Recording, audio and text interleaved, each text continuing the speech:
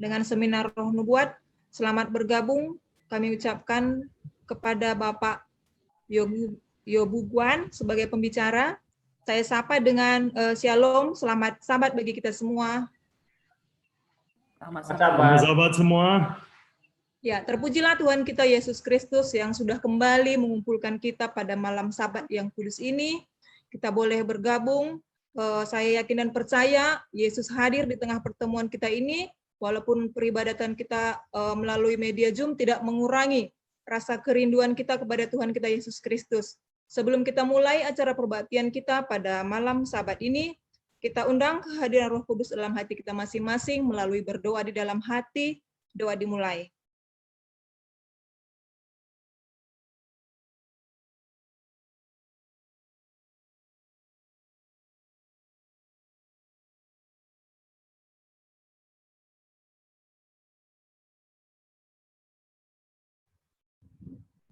Amin, doa selesai.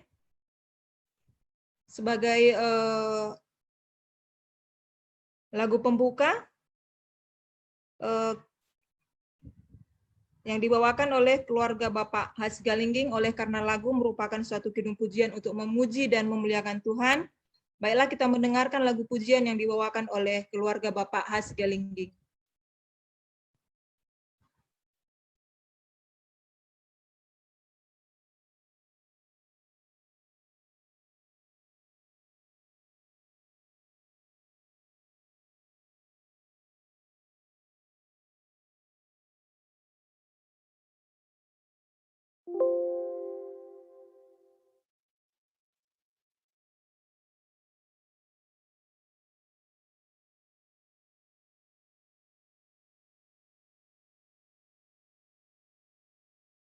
Tunggu sebentar ya.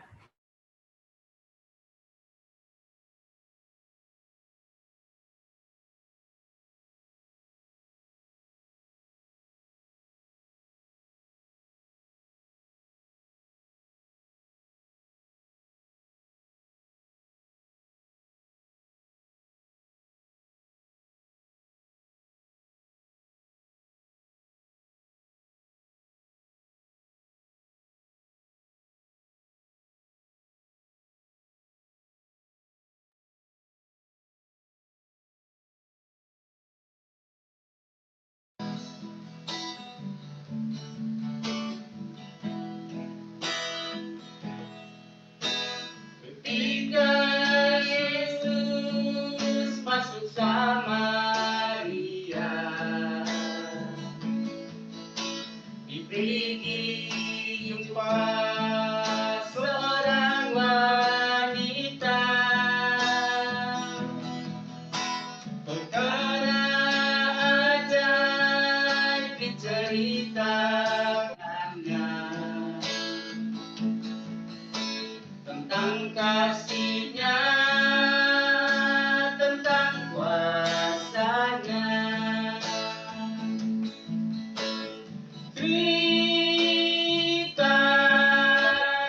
Ceritakanlah tentang kasih-Nya, ingin ku dengar.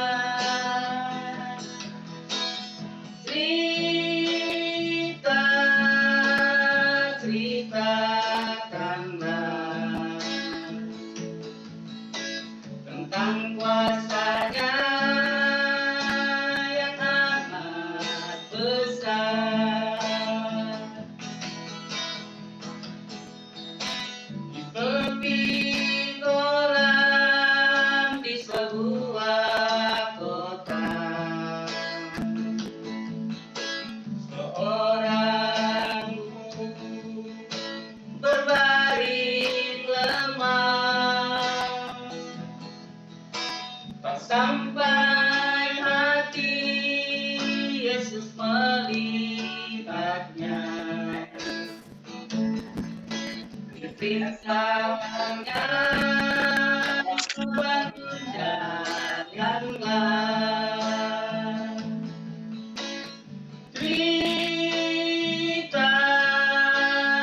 Ceritakanlah tentang kuasa-Nya ingin ku dengar.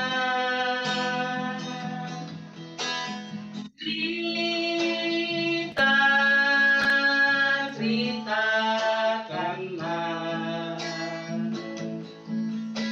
tentang kuasa-Nya yang amat besar.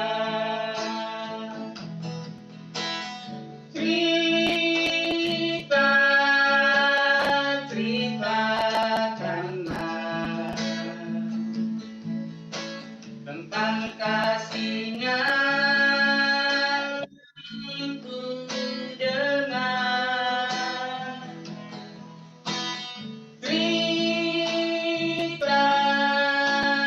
Ceritakanlah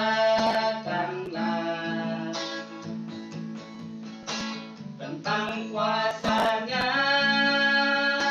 yang amat besar. Tentang kuasa-Nya yang amat besar.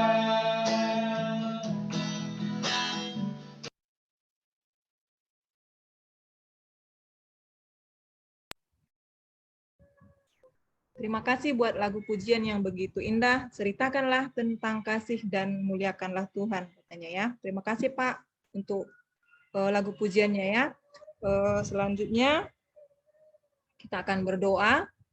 Doa pembuka, kita undang kesediaan Bapak Pendeta kita, Bapak D. Sembiring untuk membawakan doa pembuka ya. Ada Bapak, kami persilahkan. Mari kita berdoa. Maha besar Tuhan kami di sorga, segala puji hormat kemudian bagi nama Tuhan.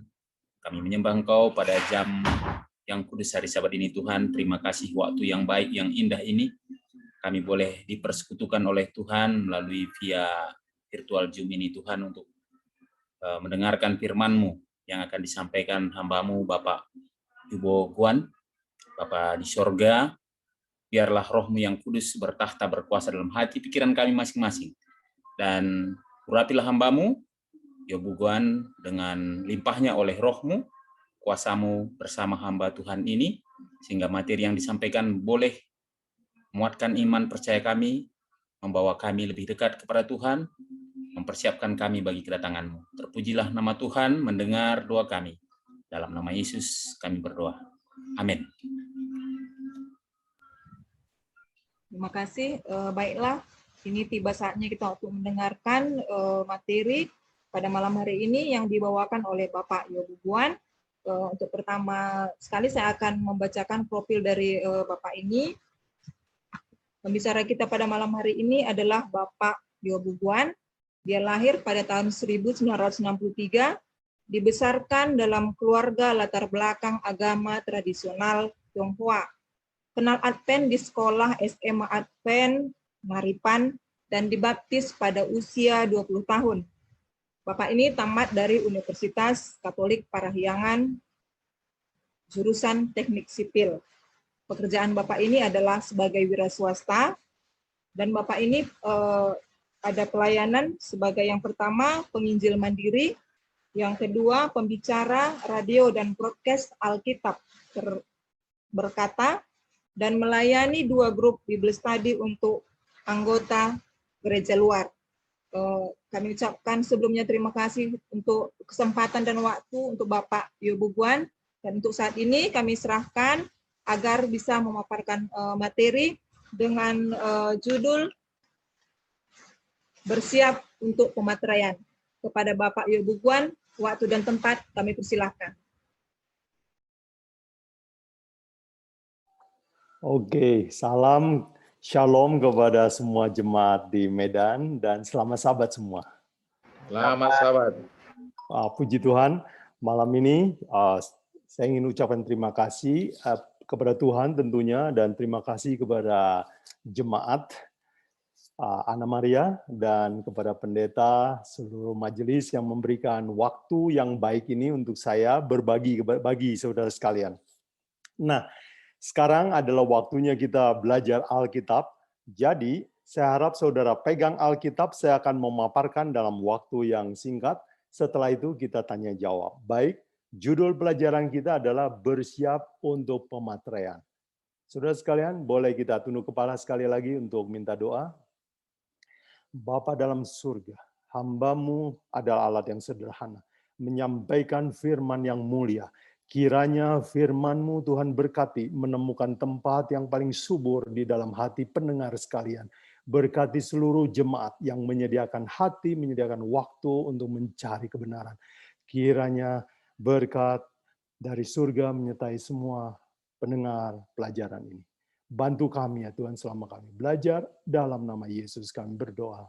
Amin. Nah, saudara sekalian, judul pelajaran kita adalah bersiap untuk pematraian. Oke, kata yang penting sekali yaitu pematraian. Nah, saudara sekalian, pelajaran saya, kalau saudara mau mencatat, Bible study sebaiknya mencatat, bukan? Terdiri dari 3 bagian, 4 bagian lebih tepat. Bagian yang pertama adalah, kalau saudara mau catat, siapa yang akan selamat masuk surga. Yang kedua adalah, apa artinya dimeteraikan. Dan yang ketiga adalah, bagaimana caranya dapat pematraian dari Allah. Dan yang keempat, kita akan aplikasi. Oke? Jadi kerangka pelajaran kita adalah 4 bagian ini. Kalau saudara mau catat, saudara catat. Nah, sekarang kita masuk ke bagian nomor 1. Siapakah yang akan masuk surga? Mari saudara sekalian, saya undang saudara buka Wahyu 6 ayat 17. Oke, Wahyu 6 ayat 17. Apakah ada relawan yang mau membacakan? Wahyu 6 ayat 17. Sebab sudah tiba hari besar murka mereka, dan siapakah yang dapat bertahan? Oke, terima kasih. Nah, saudara sekalian, Wahyu 6 itu adalah membahas 7 matrai. Dan waktu metrai ke-6 itu terjadi tanda-tanda akhir zaman, ya. Misalnya kalau saudara lihat di ayat 12, ya, Wahyu 6 ayat 12, ketika aku melihat anak domba membuka meterai yang ke-6, terjadilah gempa bumi, matahari jadi hitam, dan seterusnya. Kemudian di ayat 13, bintang langit berjatuhan. Ayat 14, menyusutlah langit bagai gulungan kertas, tergeser gunung-gunung dan pulau-pulau dari tempatnya. Dan ayat 15 bilang, raja-raja semua manusia di bumi ini ketakutan, mereka bersembunyi, dan mereka berteriak, runtuhlah, menimpa kami batu-batu, sembunyikanlah kami terhadap Dia, yaitu Yesus Kristus. Nah, saudara sekalian, dalam situasi tanda-tanda akan kiamat itu manusia ketakutan, dan waktu manusia ketakutan inilah muncul sebuah pertanyaan penting di dalam Wahyu 6 ayat 17. Inilah ayat inti, ayat pembuka kita. Yaitu, sebab sudah tiba hari murka. Ya, kata mereka itu sebenarnya tidak ada di dalam bahasa aslinya, ya. Sebab sudah tiba hari besar murka Allah. Dan siapakah yang dapat bertahan? Nah, saudara sekalian, kata bertahan sama dengan selamat. Jadi siapa yang dapat selamat? Kalau begitu, Wahyu 6 ayat 17 bilang, pada waktu Yesus datang kembali ke bumi, siapakah yang akan selamat? Kira-kira begitu, ya. Boleh? Nah, saudara sekalian, pertanyaan inilah jadi pembuka bagi kita untuk memasuki kata pematraian. Siapa yang dapat selamat? Siapa yang bisa selamat waktu hari gempa bumi besar, hari Yesus datang, hari api membakar bumi, pulau bergeser, ngeri sekali saudara sekalian. Nah, Wahyu 7 menjawab pertanyaan ini, ya. Saudara lihat Wahyu 7 ayat 1 sampai 4. Saya bacakan sedikit, ya. Kemudian daripada itu aku melihat 4 malaikat berdiri pada ke-4 penjuru bumi, dan mereka menahan ke-4 angin bumi supaya jangan ada bertiup angin di darat atau di laut, di pohon-pohon. Ayat kedua, dan aku melihat malaikat lain muncul dari matahari terbit. Ia membawa meterai Allah yang hidup, dan ia berseru nyaring kepada ke-4 malaikat yang tugaskan untuk merusak bumi dan laut, katanya, Jangan rusakkan bumi dan laut dan pohon-pohon sebelum kami memeteraikan hamba-hamba Allah kami pada dahi mereka.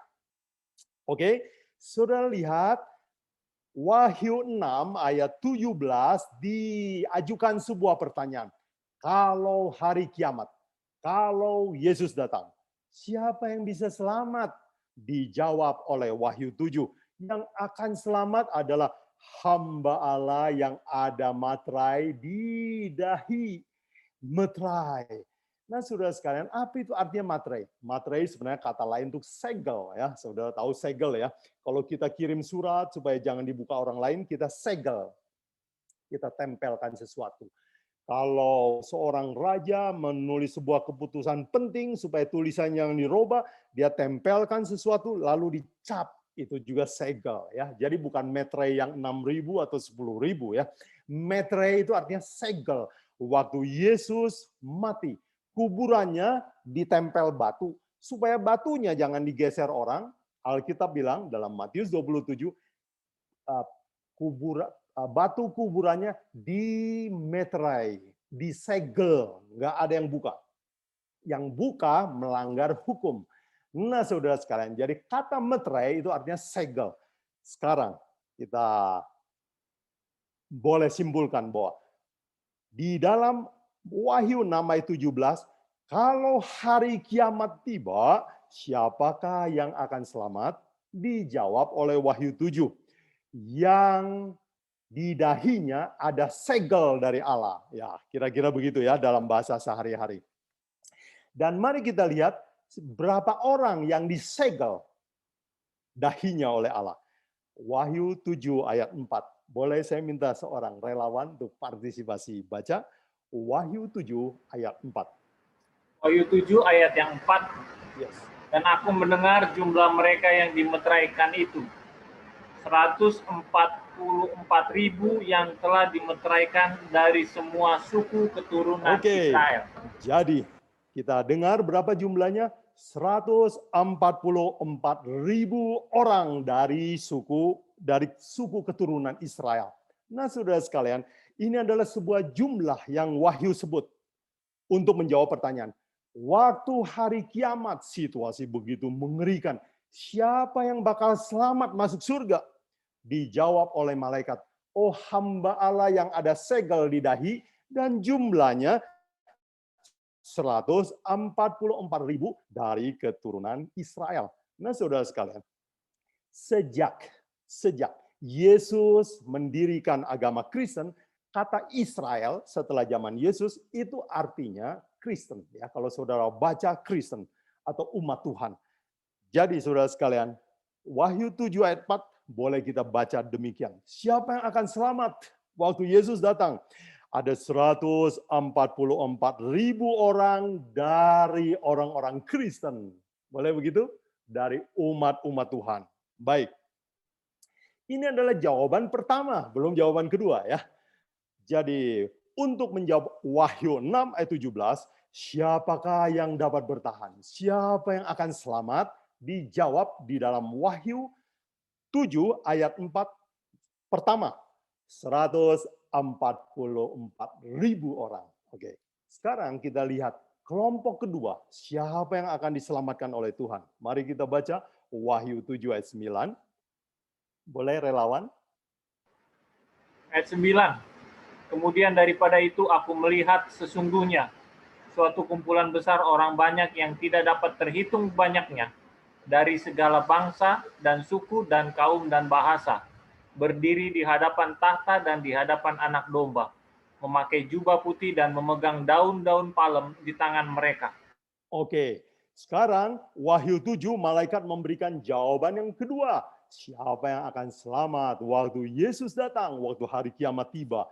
Oh, saya lihat suatu kumpulan yang besar jumlahnya, tak terhitung ya, dari segala bangsa, kalau boleh saya tambah kaum, bahasa, dan saya bisa tambahkan dari segala agama ada di dalam kerajaan surga. Ini kerajaan surga ya.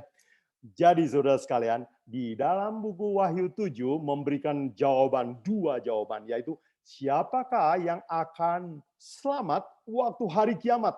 Nomor 1, ada 144.000,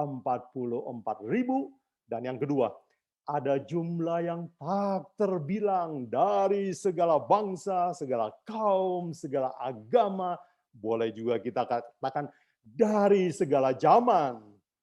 Makanya jumlahnya tak terhitung ya. Oke, jadi kita dapatkan dua jawaban. Siapakah yang akan bertahan? Jawabannya adalah yang dapat meterai dari Allah, dapat segel dari Allah.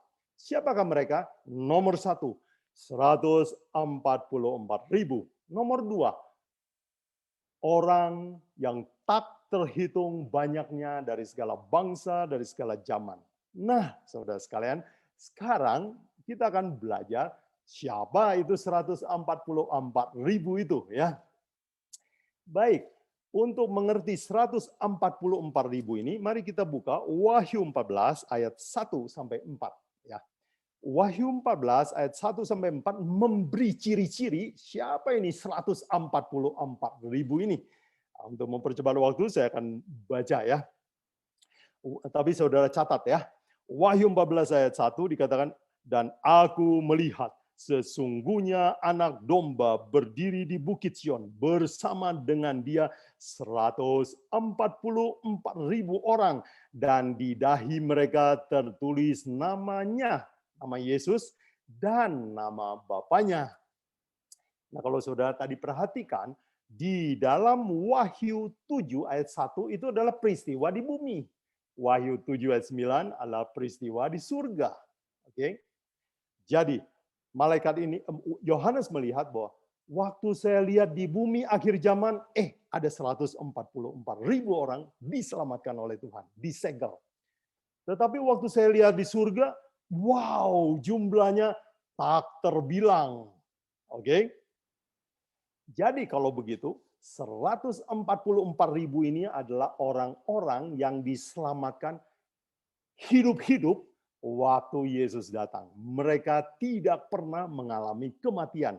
Dan kalau saudara lihat Wahyu 14 ini, kan Wahyu 14 itu terjadi setelah Wahyu 13, bukan? Kalau saudara baca, Wahyu 13 adalah tentang Sandelo, tentang tanda binatang 666. Terjadi pemaksaan. Dan orang setelah pemaksaan ini dimulai dengan Wahyu 14. Wahyu 13 berbicara tentang Sandelo. Oke. Wahyu 14 ayat 1 dikatakan, dan aku melihat sesungguhnya anak domba berdiri di Bukit Sion. Bukit Sion itu artinya surga. Jadi Yohanes menulis begini, aku melihat Yesus berdiri di surga bersama 144.000 orang. Oke, jadi kita tahu bahwa 144 ini ciri yang kedua. Nah, ciri pertama adalah mereka di dahinya ada nama Yesus dan nama Allah. Ciri yang ke-1 ya. Ciri yang kedua, di dalam ayat 3 dikatakan, dan mereka menyanyikan sebuah nyanyian baru yang orang lain tidak bisa nyanyikan. Itu artinya mereka mengalami aniaya yang orang Kristen lain tidak pernah alami. Oke. Dan yang 3B, di ciri yang ketiga adalah 144.000 adalah orang yang ditebus dari bumi. Sudah lihat ya, Wahyu 14 ayat 3 bagian akhir. Ditebus dari bumi. Dan mereka adalah orang yang tidak pernah mengalami kematian, sebab dikatakan mereka adalah buah sulung, ya, di dalam ayat 4 bagian terakhir. Mereka ditebus dari antara manusia sebagai korban surung bagi Allah dan bagi anak domba. Buah sulung. Jadi mereka adalah sampel orang yang ditebus dari bumi. Setelah itu baru ya orang-orang lain yang dibangkitkan dari kuburan. Ciri yang berikutnya adalah ciri keberapa tadi ya? Kelima mungkin ya. Ayat 4. Wahyu 14 ayat 4. Mereka adalah orang yang tidak mencemarkan diri dengan perempuan-perempuan karena mereka murni seperti perawan. Mereka adalah orang yang mengikuti domba, anak domba itu kemana saja ia pergi. Perempuan dalam Wahyu artinya gereja. Jadi mereka adalah orang yang tidak pernah mencemarkan diri dengan ajaran yang salah dari gereja-gereja. Nah, saudara sekalian, dia seperti perawan itu artinya dia murni mengikuti firman Tuhan, ya. dia hanya ikut firman Tuhan. Doktrin yang salah, walaupun datang dari majelis, datang dari organisasi, dia tidak mau ikut. Itu maksudnya perawan, ya. Dia tidak mencemarkan diri. Dia hanya ikut Yesus kemana dia pergi, apa yang dia ajarkan. Oke? Jadi kita dapatkan ciri-ciri siapa 144.000 ini. Mereka adalah orang generasi terakhir di bumi dan mereka akan diselamatkan hidup-hidup oleh Tuhan dan mereka murni, mereka setia mengikuti Yesus kemana saja. Nah, siapa sekarang kita belajar kelompok kedua, yaitu siapa yang kelompok yang tak terhingga, ya tak terbilang jumlahnya. Mari saudara sekalian kita kembali ke Wahyu 7 ayat 9. Di situ ada dua ciri diberikan, dua ciri. Ciri yang pertama adalah mereka memakai jubah putih, oke? Dan mereka memegang daun-daun palem di tangan mereka. Nah, untuk menyingkat waktu, saudara sekalian, daun palem itu adalah pesta kemenangan. Kalau orang menang pakai daun palem. Jadi dengan kata lain, ayat ini mengatakan bahwa siapakah yang masuk surga? Wah, saya lihat jumlahnya banyak sekali, tak terhitung. Tapi mereka punya dua ciri. Satu, pegang palem, mereka menang. Orang-orang yang menang. Itu artinya Israel kan? Yang menang, ya, menang mengalahkan dosa, menang mengalahkan diri sendiri, menang mengalahkan dunia ini. Dan ciri yang kedua adalah jubah putih. Apa artinya jubah putih? Saudara bisa catat ayat ini, tapi kita tidak baca, yaitu Wahyu 19 ayat 8, yaitu jubah, baju, artinya perbuatan, kebenaran. Jadi, dengan kata lain, jubah putih itu artinya tabiat mereka bersih. Dan bersih karena apa? Di dalam ayat 14, Wahyu 7 ayat 14 dikatakan, mereka adalah orang yang keluar dari kesusahan besar, mereka telah mencuci jubah mereka dan membuatnya putih di dalam darah anak domba. Jadi, orang-orang yang masuk surga ini adalah punya ciri pertama, mereka menang melawan dosa. Yang kedua, mereka tabiatnya berubah oleh pertolongan Yesus Kristus. Oke. Nah, saudara sekalian, jadi ada dua kelompok orang yang masuk surga menurut Wahyu 7. Sekarang, dari dua kelompok ini ada perbedaan, bukan?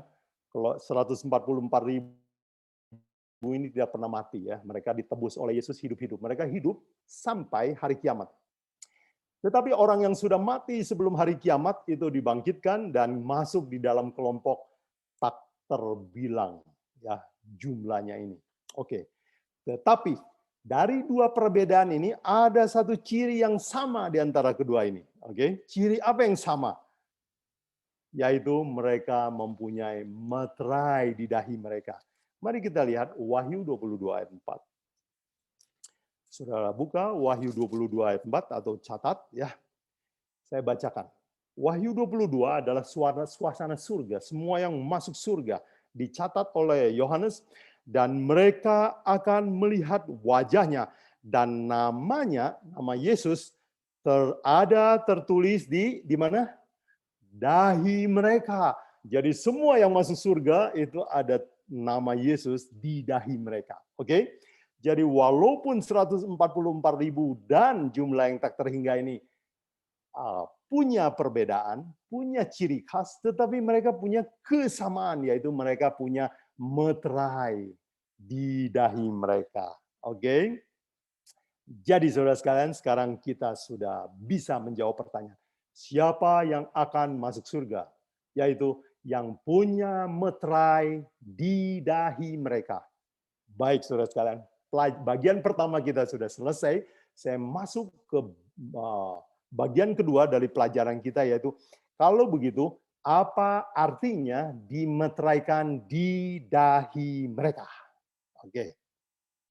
Mari saudara sekalian kita buka apa arti meterai di dahi.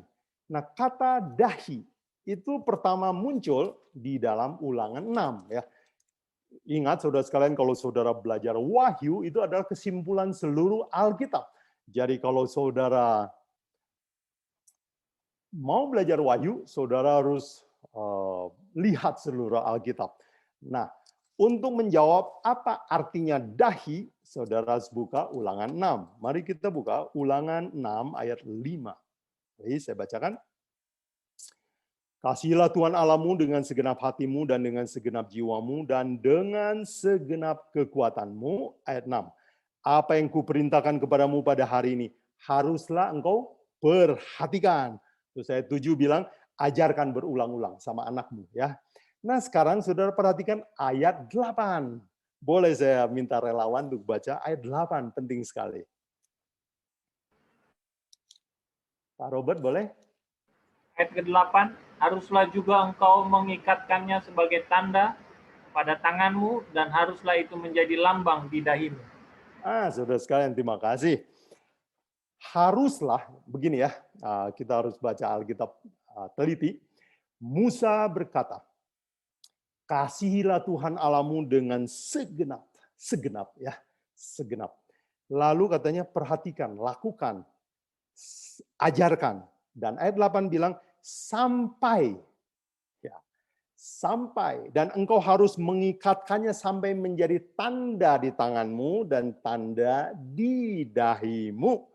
Nah, saudara sekalian, apa artinya dahi? Kalau sekarang ilmu pengetahuan telah menolong kita bahwa dahi adalah tempat di mana tabiat dibentuk. Ya, pada zaman dahulu orang tidak mengerti ilmu biologi otak, mereka hanya bilang menjadi tanda di dahi. Itu artinya jadi karakter, menjadi tabiat mereka. Baik, buktinya saudara sekalian, kalau saudara lihat orang stroke dan bagian otak depannya, kalau di MRI, itu terserang, ada yang sumbat, saudara pasti akan melihat tabiat orang itu berubah. Tabiat itu berubah. Ya. Ibu saya sudah tua, dan waktu dia kena stroke di bagian otak, ada bagian depan juga yang kena, sifatnya berubah.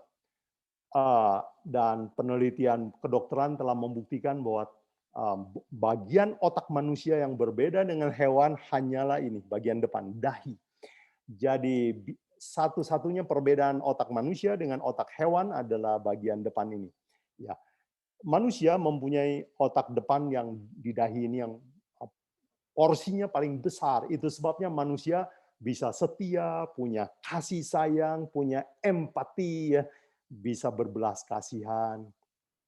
Kalau binatang kan enggak ya.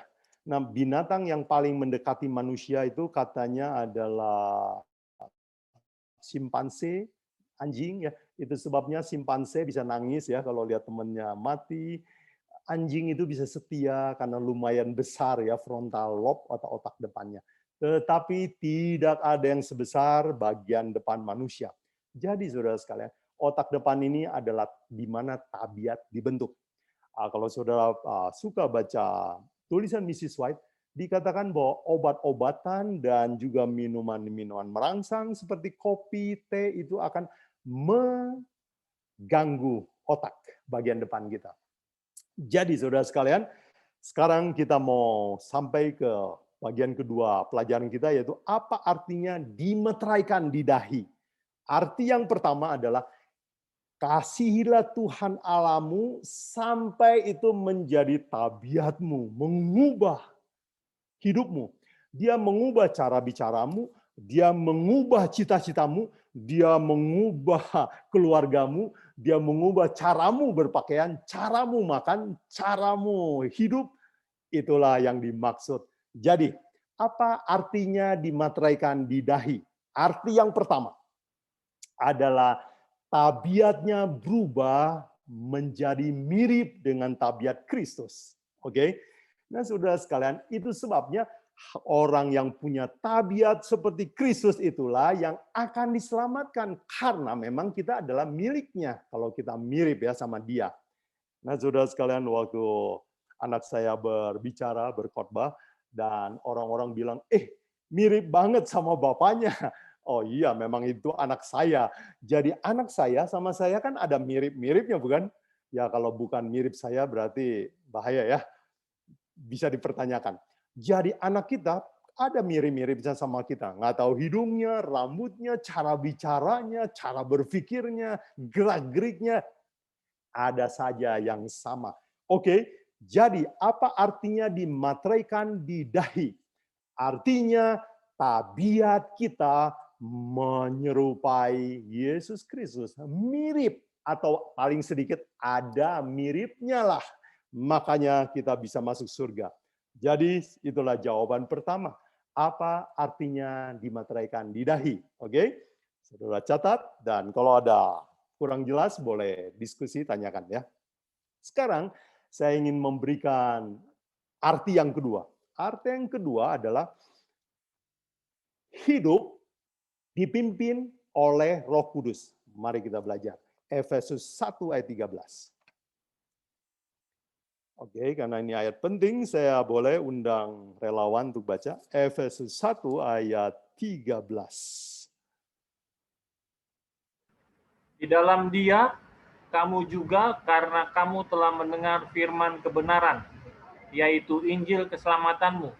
Di dalam Dia, kamu juga ketika kamu percaya, dimeteraikan dengan Roh Kudus yang dijanjikannya itu. Terima kasih, Pak Robert.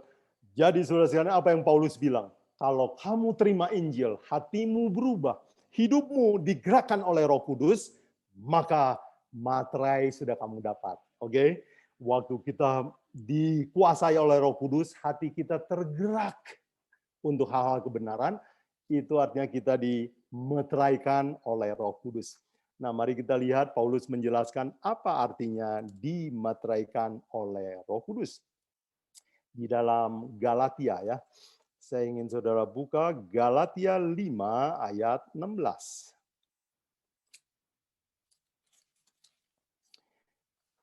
Galatia 5 ayat 16 sampai 26 itu judulnya adalah hidup oleh daging dan oleh roh, bukan?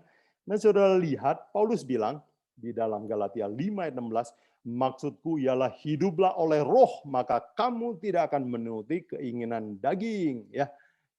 Apa itu keinginan daging? Di dalam ayat 19 dikatakan, perbuatan daging telah nyata, yaitu bercabulan. Oke, Paulus mendaftarkan 19 ciri. Apakah kita hidup oleh roh atau hidup oleh daging?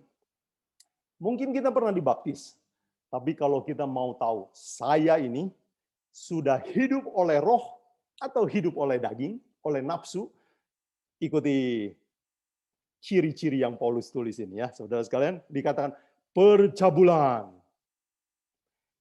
kecemaran, najis, hawa nafsu, penyembahan berhala, sihir, perseteruan. Saya mau tekankan ini, perseteruan. Suka cekcok, suka debat di rumah tangga, sering berantem, anak-anak saksi ya. Jadi saudara sekalian, kalau saudara mau tahu seseorang Kristen sejati atau bukan, tanya anaknya, tanya pembantunya, tanya sekretarisnya. Kita akan tahu aslinya dia.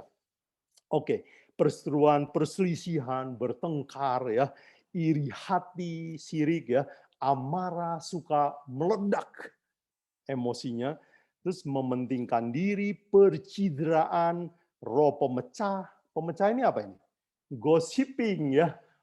Suka adu-adu, omongin orang, gosip. Ya, ada orang bilang gosip itu apa? Singkatan dari digosok makin sip ya. Makin omongin makin enak. Jadi kalau kita masih suka bergosip tentang orang yang tidak hadir, kita sedang hidup oleh daging. Kita bukan dikendalikan oleh Roh Kudus. Artinya apa? Oh, berarti belum ada materai di sini. Oke? Dikatakan kedengkian di ayat 21 ya. Kedengkian, kemabukan, pesta pora, dan sebagainya. Nah, Paulus udah daftarkan 19, dia masih bilang, dan sebagainya. Bisa ditambahin maksudnya. Jadi Paulus bilang, contoh di sini saya mau terangkan, apa artinya mabuk? Mabuk adalah makan sesuatu, terus sifat kita berubah. Pesta pora artinya apa? Kita makan berlebih. Biasanya kalau pesta, biasanya kita jarang makan sedikit ya, makan lebih. Jadi di mata Tuhan, makan berlebih, overeating dalam bahasa Inggris ya. Makan segala sesuatu itu berlebih sampai ngantuk, sampai kekenyangan, dan kita nggak bisa menahan diri kalau makannya nggak bisa sedikit, atau makan nggak bisa berhenti, itu adalah hidup oleh daging ya. Atau kita kalau nonton nggak bisa berhenti. Kalau film itu datang, mau acara Bible study, semua kalah sama film kita. Kita adalah manusia daging. Oke? Nah, Paulus bilang bahwa inilah ciri-ciri orang yang hidup oleh roh. Ayat 22 ya, Galatia 5 ayat 22 saya baca. Tetapi buah roh ialah kasih, sukacita, damai sejahtera, kesabaran, kemurahan, kebaikan, kesetiaan, kelemah lembutan, dan sudah perhatikan bagian yang terakhir, penguasaan diri. Tidak ada yang menentang hal itu. Nah, saudara sekalian, Paulus bilang inilah bedanya orang yang hidup roh dan hidup oleh daging. Apapun agama kita, terserah. Tetapi kita bisa nilai, saya ini dihidup dikendalikan oleh roh atau dikendalikan oleh nafsu. Ya, kalau mulut kita gampang sekali meluncurkan kata-kata makian, kita hidup oleh daging. Jelas, kalau di gereja kita mudah sekali bertengkar dan punya musuh. Jelas sekali kita dalam manusia daging.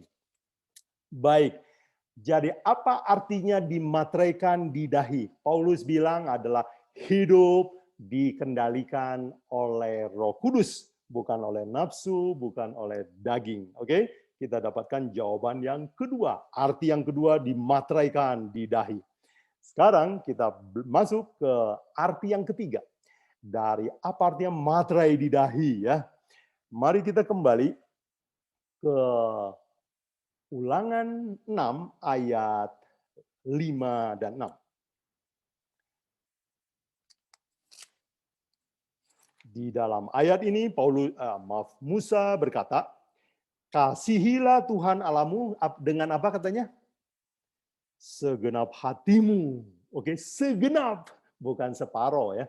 Segenap hatimu, dengan segenap jiwamu, dengan segenap kekuatanmu.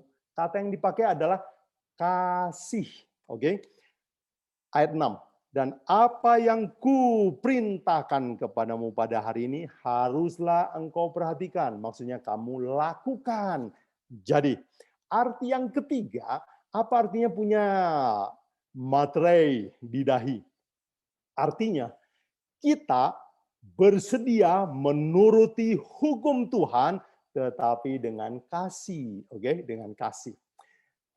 Kalau mungkin saudara bertanya, emang ada cara penurutan dengan cara yang lain? Oh ada, saudara sekalian. Ada penurutan karena takut ya. 1 Yohanes 4 ayat 18. Saudara catat saja, kita tidak baca. Yohanes menulis bahwa di dalam kasih tidak ada ketakutan. Jika ada ketakutan, kasihnya tidak sempurna. Nah, saudara sekalian, adakah orang menuruti hukum Allah karena takut? Ada, banyak ya. Banyak orang turut hukum Sabat, kenapa? Takut masuk neraka. Sebenarnya bukan senang-senang amat sama hari Sabat. Ada orang yang ya kasih persembahan, kasih perpuluhan, kenapa? Takut kualat, takut rezekinya mempet. Jadi ya dia kasih lebih. Nah, motif yang seperti itu bukanlah yang Tuhan mau ya. Ayat ini bilang kasihilah Tuhanmu dengan segenap hatimu dan turutilah perintahnya. Jadi kita menuruti perintah Tuhan dengan sukarela, cinta, karena motifnya cinta. Oke, Bapak Ibu mungkin ada yang menikah ya, sudah menikah tentu tahu. Bapak Ibu kalau cuci piring biasanya ngomel atau enggak? Enggak kan? Kalau ya, pasangan yang harmonis biasanya cuci piring itu ikhlas. Tetapi kalau orang bertengkar biasanya hitungan bukan ya, siapa yang cuci piring duluan biasanya saling hitungan. Jadi saudara sekalian, motif orang melakukan hukum, 10 hukum itu berbeda. Di dalam Galatia 4, Paulus memberikan contoh. Ada 2 macam penurutan.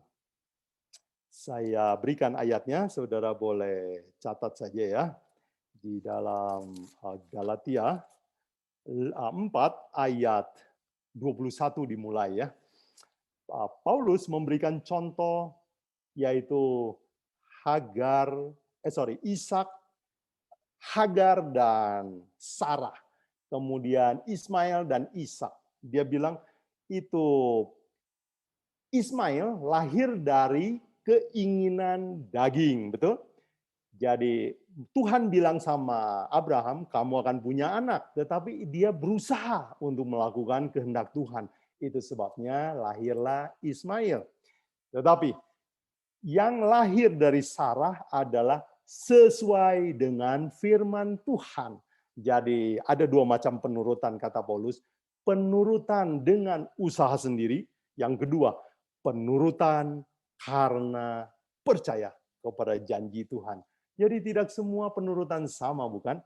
Mari saya perjelas dengan sebuah keterangan dari Paulus di dalam Roma 7 ayat 6. Oke. Roma 7 ayat 6, Paulus katakan, ini Paulus ya, Paulus orang yang ahli hukum Taurat, dia bertobat dan dia tulis begini. Tetapi sekarang kita telah dibebaskan dari hukum Taurat, sebab kita telah mati bagi dia yang mengurung kita, sehingga kita, perhatikan saudara sekalian, melayani dalam keadaan baru menurut roh, bukan dalam keadaan lama menurut huruf-huruf hukum Taurat.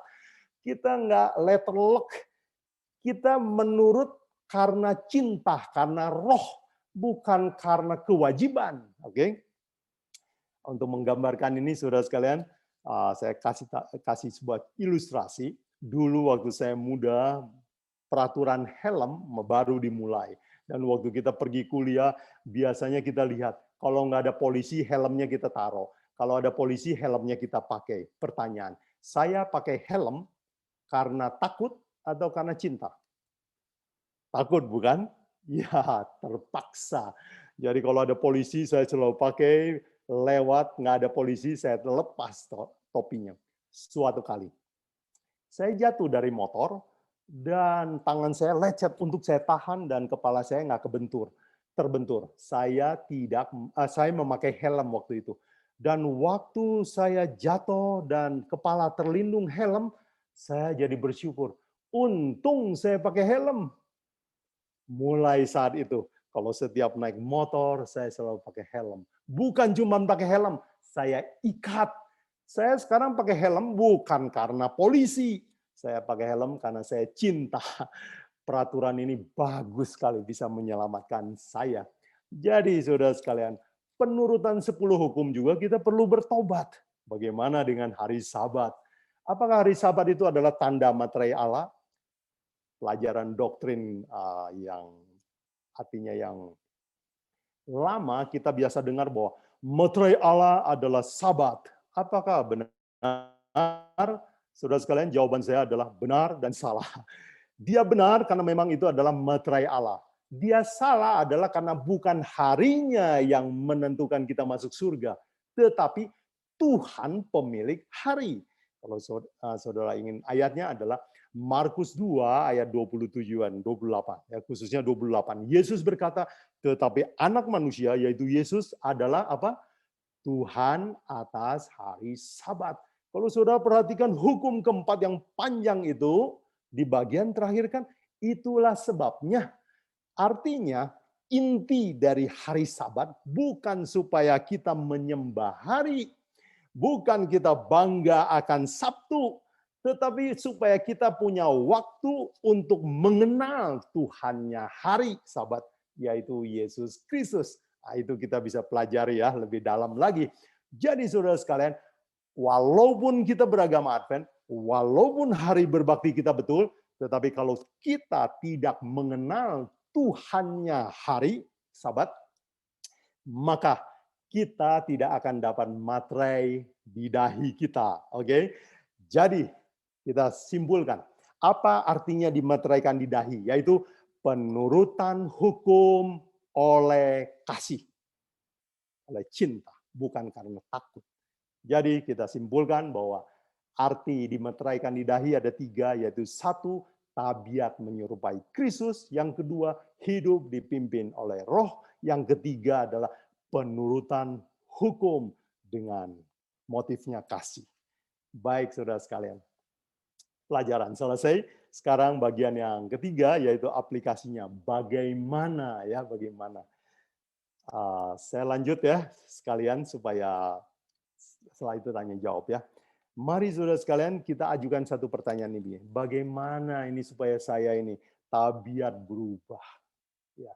Bagaimana supaya hidup saya itu dipimpin oleh Roh? Bagaimana supaya saya motifnya berubah? Menuruti hukum Allah karena kasih, bukan karena disuruh orang tua, bukan karena perintah gereja. Nah, saudara sekalian, Paulus memberikan rahasianya kepada kita. Coba saudara buka Galatia 5 ayat 24. Boleh relawan baca? Ini ayat penutup kita, penting. Ayat 24, barang siapa menjadi milik Kristus Yesus, ia telah menyalibkan daging dengan segala hawa nafsu dan keinginannya. Oke, Paulus membahas Galatia 5 dengan sebuah tips, sebuah nasihat, bagaimana caranya supaya keluar dari nafsu daging, hidup dipimpin oleh Roh Kudus. Itu katanya, barang siapa yang telah menjadi milik Kristus. Jadi kita menganggap bahwa badan kita ini bukan punya saya, tapi punya Yesus Kristus. Lalu dikatakan, ia telah menyalibkan daging dengan segala hawa nafsunya. Disalib, dimatikan. Pertanyaan saudara sekalian, saudara tahu kan disalib ya?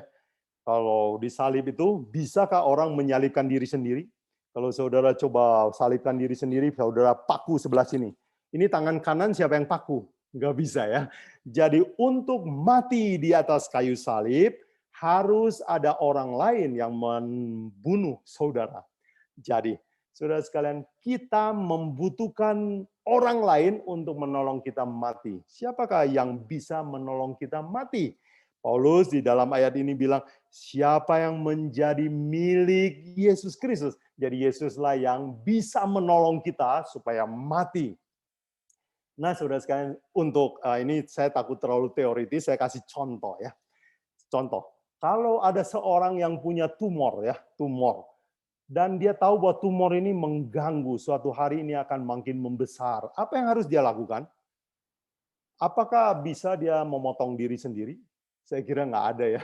Saya waktu itu ada kutil kecil juga, setiap rencana mau dipotong, aduh begitu sakit saya langsung berhenti. Nggak ada orang yang bisa membedah diri sendiri. Apa yang harus kita lakukan? Kita datang sama dokter. Dan dokter akan kasih sebuah surat di atas materai, lalu suruh tanda tangan bukan? Dan waktu dia bilang, saudara mau dioperasi? Oke, tanda tangan. Waktu kita tanda tangan, kita kan harus berpikir ya, waduh kalau saya tanda tangan udah deh nyerah total. Nah saudara sekalian, waktu kita nyerah total itulah baru dokter bisa bekerja bukan? Kalau kita nggak mau tanda tangan, kita nggak mau menyerahkan diri, apakah dokter bisa bedah kita? Tidak mungkin. Nah saudara sekalian, begitulah yang Paulus maksud. Kalau kamu merasa bahwa hidup manusia lamamu itu, aduh saya tidak layak diselamatkan, saya tidak dapat materai Allah di dalam diri saya. Saya datang kepada dokter Yesus Kristus. Tuhan, saya punya masalah penyakit di dalam tabiat saya. Tolong salibkan, tolong potong, tolong matikan. Dan kalau saudara rela bilang begitu, dan Yesus akan mulai bekerja. Dia akan memberikan hati yang baru kepada kita, dan tabiat kita akan diubahkan selangkah demi selangkah. Suara kita, selera kita, bacaan kita, tontonan kita, semuanya akan berubah selangkah demi selangkah sampai menyerupai Yesus Kristus. Itulah cara kerja Yesus, bagaimana supaya kita mempunyai materai. Nah, saudara sekalian, bagian terakhir yang keempat adalah amaran. Ajakan buat saya adalah saudara sekalian, kalau saudara pada saat ini pelajaran ini, ya saudara berpikir bahwa, waduh cilaka, hidup saya ini seperti jauh dari standar Tuhan. Saya tidak punya materai. Apa yang saya harus lakukan? Saudara sekalian, mari saya berikan sebuah ilustrasi ya. Kemarin saya membaca sebuah berita di Line Today. Beritanya adalah berjudul pengobatan alternatif berakhir amputasi, ya kira-kira begitu judulnya. Seorang dokter bedah menulis di dalam Twitternya, dia bilang bahwa Ada orang datang ke rumah sakit, patah tulang, dia tukang AC, lalu jatuh, dan ada luka terbuka sedikit, tulangnya retak. Sudah dibawa ke rumah sakit, punya BPJS, mau dioperasi, gratis. Dokter bilang, gratis saya operasi. Tetapi datang saudara dari orang yang patah tulang ini bilang begini, oh jangan dioperasi, ya ada cara yang tanpa operasi, yaitu ada ahli tulang, ya dukun tulang. Lalu akhirnya dia percaya keluarganya bawa dia ke pengobatan alternatif. Diurut-urut, dijepit pakai bambu, diikat dengan keras, 6 hari kemudian.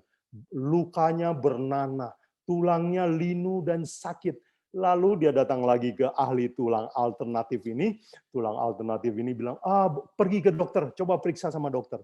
Waktu datang sama dokter ini, dokter buka, wah lukanya sudah membusuk, kumannya sudah masuk ke jaringan pembuluh darah yang lain, dan untuk menyelamatkan tubuhnya, apa yang harus dokter lakukan? Maaf, kakinya harus diamputasi, alias dipotong. Seharusnya dia bisa selamat, sekarang dia kehilangan kakinya. Karena dia pergi ke dokter yang salah. Nah, saudara sekalian, kalau kita merasa bahwa saya mau materai Allah, saya mau selamat, tetapi saya merasa ada cacat tabiat dalam saya. Jangan lupa, jangan pergi ke orang yang salah. Saudara harus datang kepada Yesus Kristus. Dialah dokter yang bisa menyembuhkan saudara. Itulah materai yang bisa kita dapat. Jadi saudara sekalian, pelajaran kita selesai ya, 4 bagian. Mari saudara sekalian, saya berharap saudara punya pertanyaan untuk kita pendalaman, tapi sebelumnya mari kita tunduk kepala sekali lagi untuk berdoa. Bapa dalam surga, terima kasih untuk firman Tuhan yang tajam seperti pedang bermata dua, menembus hati kami, menegur kami, dan kami tahu, walaupun kami adalah anggota gereja yang benar, tetapi kami hidup tidak benar. Kami tidak layak disebut anak-anak Allah. Bantu kami ya Tuhan, kami rindu dapatkan materai itu. Kami rindu datang kepada Dokter Agung Yesus Kristus. Bedah hati kami, berikan hati yang baru. Berkati jemaat Anna Maria. Tolong kami selamat tanggung jawab, bukakan pikiran kami, supaya kami mengerti lebih banyak akan firman Tuhan, kami bertobat lebih dalam.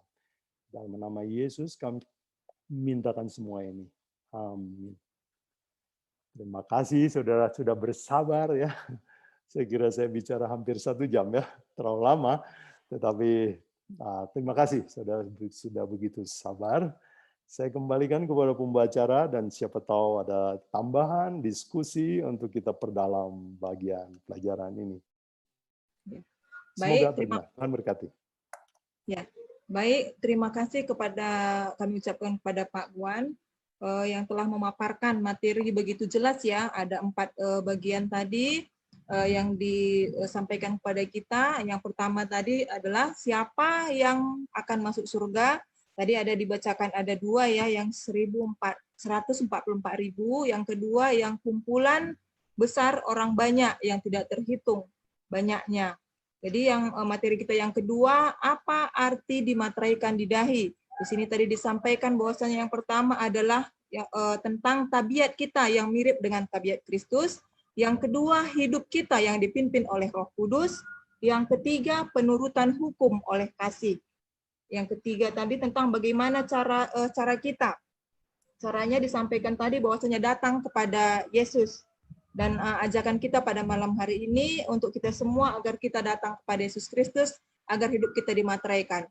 Nah, sekarang kita tiba pada saat untuk diskusi ya, kita berdiskusi. Di sini saya mungkin membacakan yang pertama dari chat room ya. Pak, yang pertama dari Wiwin. Pak, saya misionari Medan mau bertanya, bagaimana kita nanti kalau kita menerima materai Allah, terus kita dianiaya sama orang-orang yang membunuh kita? Apakah kita tetap masuk surga? Seperti itu pertanyaannya, Pak. Boleh dijawab? Oke, terima kasih. Bu Wiwin, terima kasih. Kalau kita terima materai Allah lalu dianiaya, apakah masuk surga? Ya, kita tadi sudah belajar bahwa syarat masuk surga adalah materai di dahi. Dan itu artinya tabiat, itu artinya hidup kita dipimpin oleh Roh Kudus, dan itu artinya kita menuruti hukum, tapi motifnya oleh kasih. Jadi, kalau dengan semua syarat itu, kita dilayakkan masuk surga. Dibolehkan. Ronu buat menulis begini. The seal of God is the passport to heaven. Ya, pasport. Jadi seal di dahi ini adalah pasport untuk masuk surga. Tanda untuk visa untuk boleh berkunjung ke surga. Jadi aniaya nggak ada masalah. Ya, justru jadi aniaya nggak ada masalah ya. Aniaya itu justru akan menguji apakah kita ini sudah dimateraikan atau tidak ya. Kalau kita nanti belajar Sunday Law, kita akan tahu bahwa penganiayaan itu tidak bisa. Itu penganiayaan kenapa Tuhan izinkan terjadi di dunia ini untuk menguji iman. Ya, apakah orang ini cuma beragama atau beriman? Ya, semoga cukup menjawab. Kalau tidak, boleh ditanyakan lagi. Terima kasih, Wiwin, pertanyaan bagus. Ya, demikianlah untuk Saudara Wiwin. Selanjutnya ada juga pertanyaan yang lain, Pak. Dari Silakan. Ya, ini tidak dituliskan namanya. Apakah yang dimaksud dari 144.000 yang tidak tercemar itu bisa dikatakan umat yang bukan dari denominasi lain dan bukan yang pernah dari denominasi lain yang sudah Advent? 144.000 dari Advent murni, benarkah demikian? Seperti itu pertanyaannya, Pak. Oke, terima kasih. Bagus. Apakah ini orang Advent atau bukan? Jawabannya adalah umat Tuhan. Ya. Nah, kita tahu dari buku Great Controversy bahwa waktu terjadi Sunday Law, ada orang luar yang akan bergabung, ada orang dalam yang akan keluar. Dan ini keanggotaan akan berubah. Karena waktu itu gereja sudah ditutup. Tidak lagi ada pemimpin, tidak lagi ada gembala. Jadi orang nggak harus menentukan pilihannya sendiri. Nggak ada yang melawat kita lagi. Dan pada saat itulah umat Tuhan yang sejati itu keluar. Jadi mungkin saja mereka adalah orang-orang non-Advent.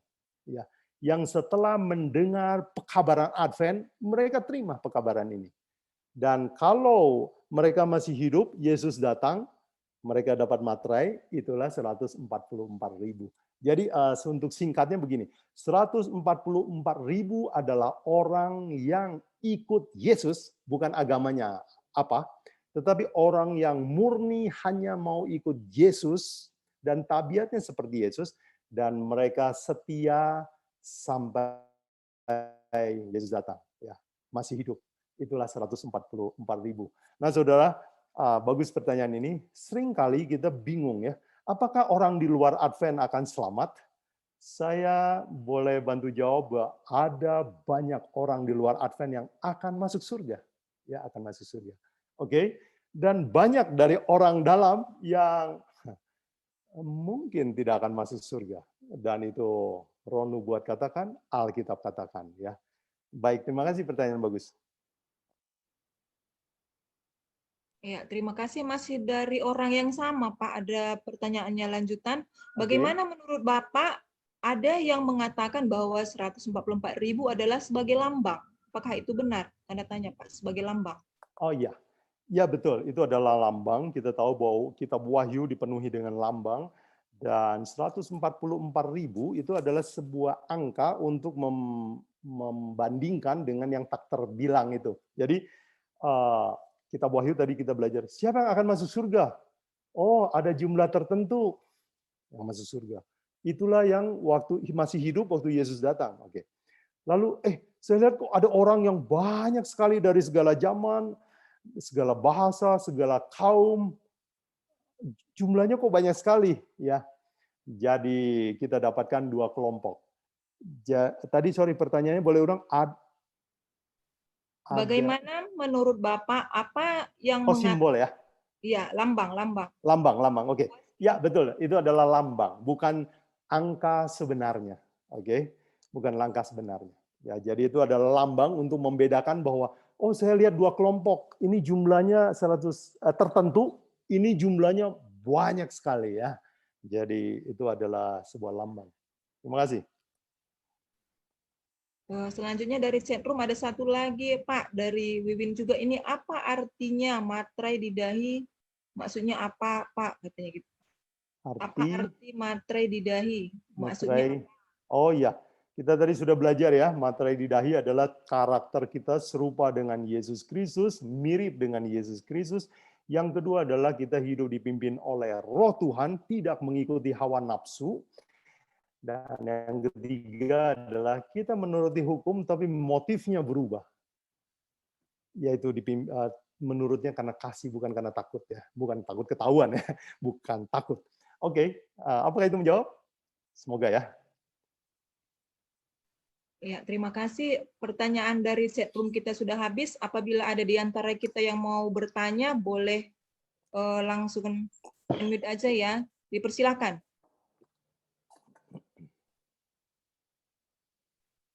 Ini Ibu Isnanti ada mau bertanya? Angkat tangan. Kayaknya tidak ya. Oke, Pak. Siapa Pak Kifron? Silakan Pak Kifron. Baik, selamat hari Sabat untuk kita semua. Pelajarannya luar biasa ya. Ada satu pertanyaan, tetapi sebelumnya saya mau menyampaikan latar belakang pertanyaan ini.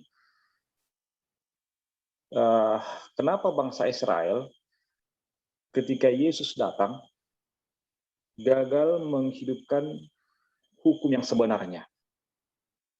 Karena kalau kita tahu saat ini mungkin kita memiliki prinsip dengan kebenaran yang saya miliki, saya bisa selamat sekarang ini. Nah, kenapa setelah zaman Adam orang mulai memberontak? Nah, salah satu jawabannya adalah karena ajaran yang sebenarnya gagal dipahami. Kita sering mendengarkan firman seperti malam hari ini adalah memiliki tabiat Yesus, mati diri, pikul salib. Nah, pertanyaannya adalah seperti apa sebenarnya standar kehidupan orang saat itu? Karena sekarang ini hidup setiap hari. Bisa saja ternyata saya itu belum berkenan di hadapan Tuhan. Saya jauh dari standar, bisa saja. Tetapi mungkin saya beranggapan, oh saya sudah selamat, saya sudah pasti selamat ini. Mungkin minta penjelasan, Ustaz. Terima kasih. Terima kasih Pak Gifron. Tadi agak terputus, apa tanda, apa tadi maaf?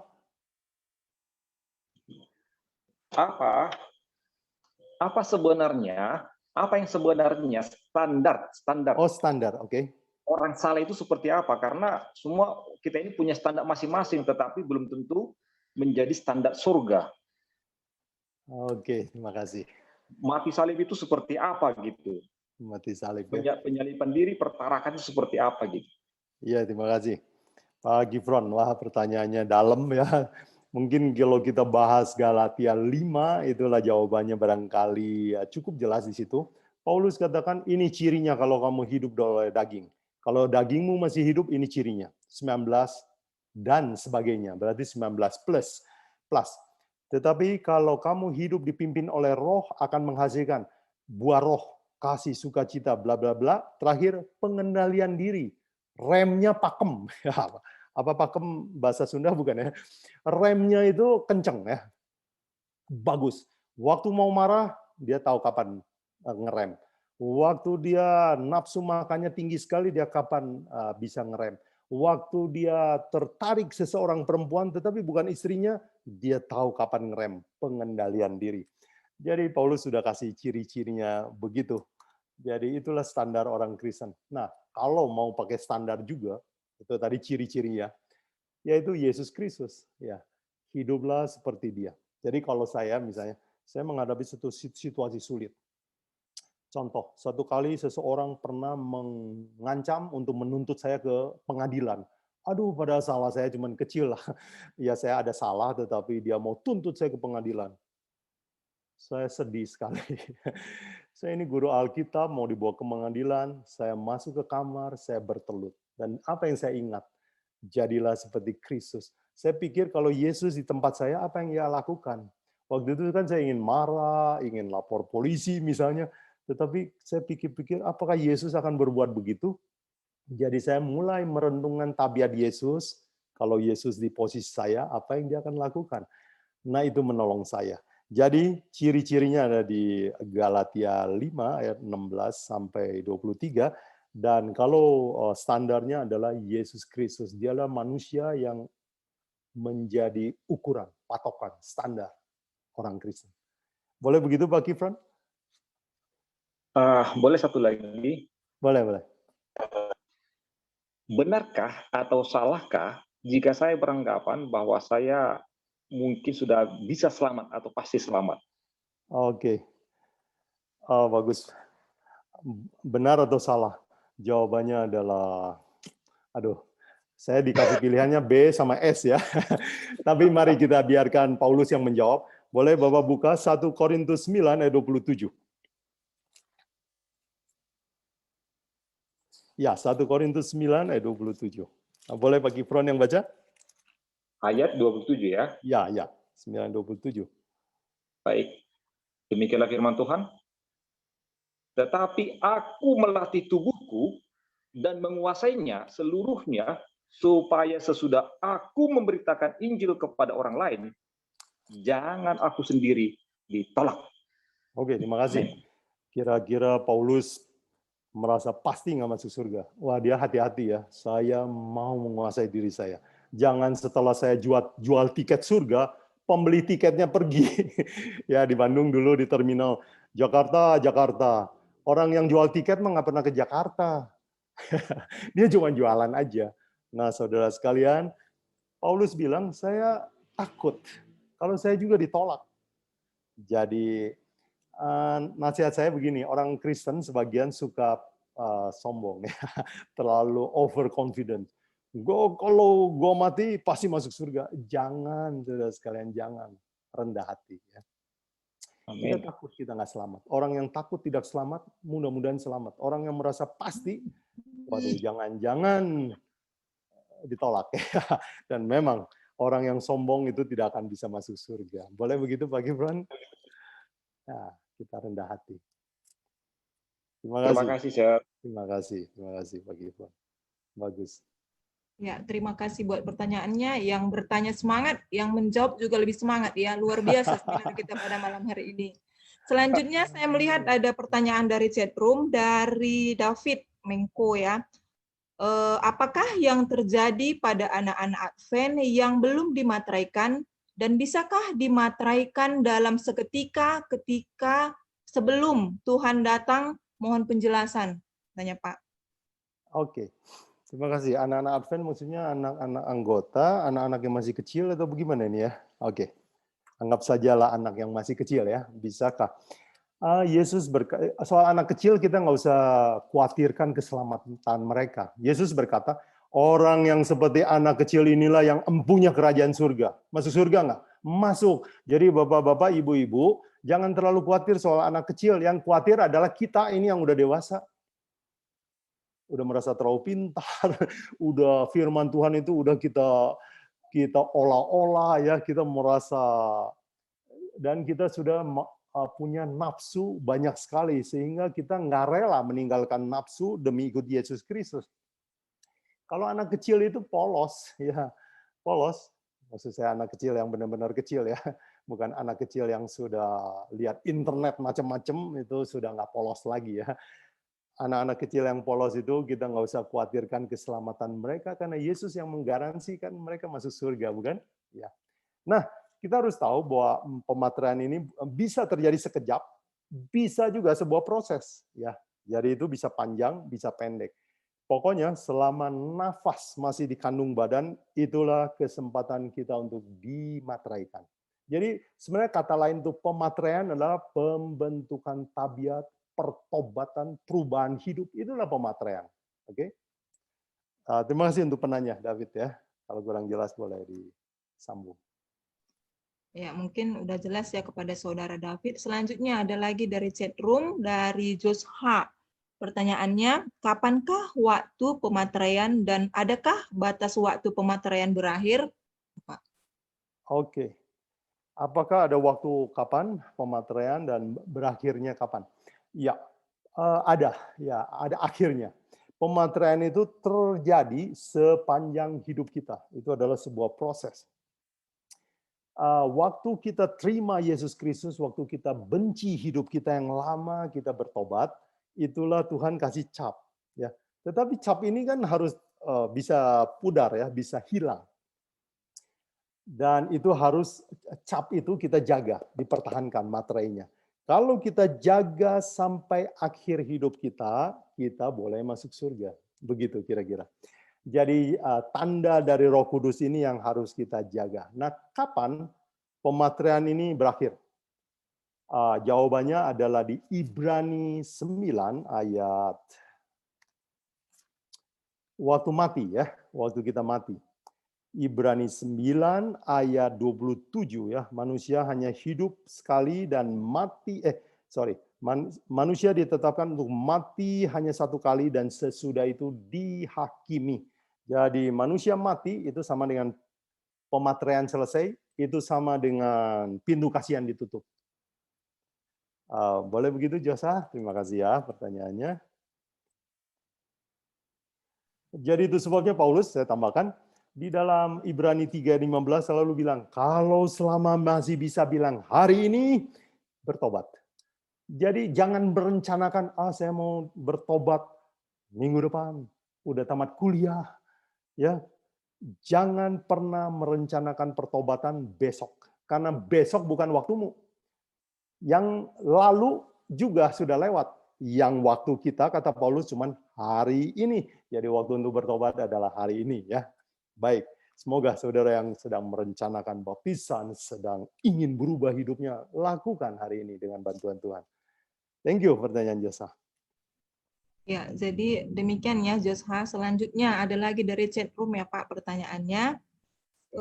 Apakah bila kita mati martir sama seperti penganiayaan dalam penginjilan yang langsung masuk ke surga? Apakah mati martir masuk surga? Ini menarik saudara sekalian. Tidak, Paulus bilang begini, saya cuma tahu dari Paulus di dalam 1 Korintus 13 ya. Paulus bicara tentang kasih, bukan? Agape. Kasih agape. Lalu dia tulis begini, walaupun saya memberikan diriku untuk dibakar. Apa kata lain untuk Paulus mati dibakar? Martir kan? Tetapi kalau aku tidak punya kasih, bisa masuk surga? Jawabannya adalah tidak. Tidak. Oke? Kita bisa kasih seluruh uang kita untuk penginjilan. Kita bisa kasih seluruh hidup kita untuk pelayanan Tuhan.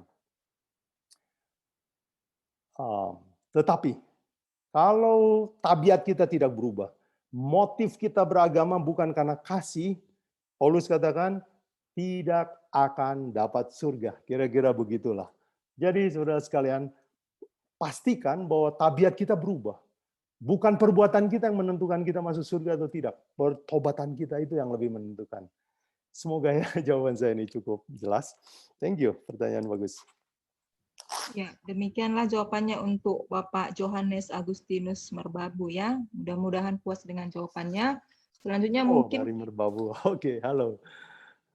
Ya, mungkin kita kasih 2 pertanyaan lagi dari masing-masing kita dari chat room juga boleh disampaikan langsung unmute juga silakan. 2 pertanyaan lagi.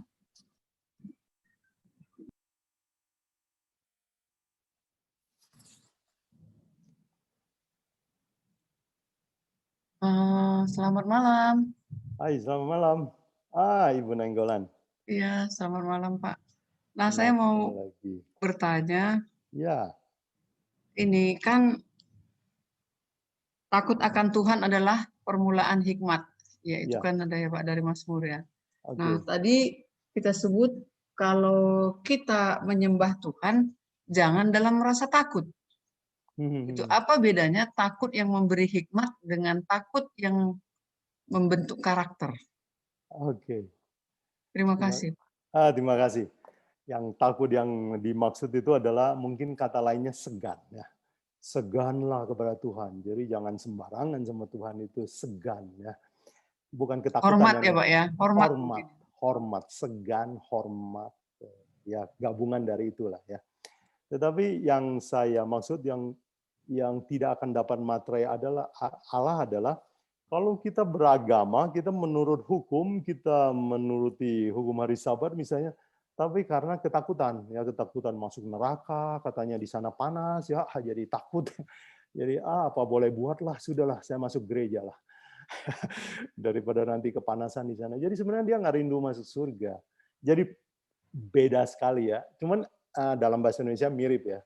Ini takut akan Tuhan, itu segan sama Tuhan. Jadi kita mesti baca satu kalimat itu konteksnya ya. Memang kalau satu kata seperti mirip, tetapi konteksnya beda ya. Boleh begitu Bu Nainggolan? Ya, terima kasih Pak Terima kasih. Ya, mungkin satu pertanyaan lagi boleh dipersilakan.